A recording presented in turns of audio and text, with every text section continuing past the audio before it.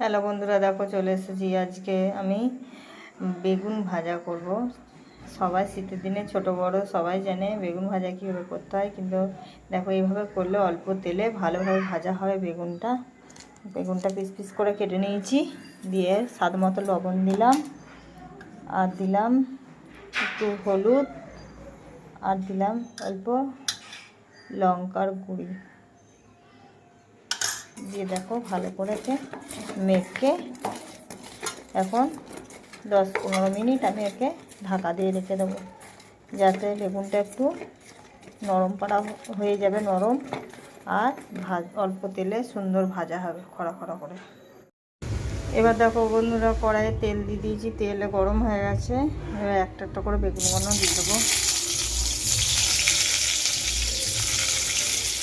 দেখো বন্ধুরা, আমার হয়ে গেছে রেডি।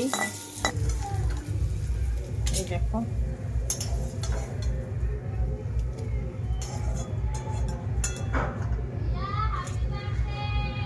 রেডি হয়ে গেছে।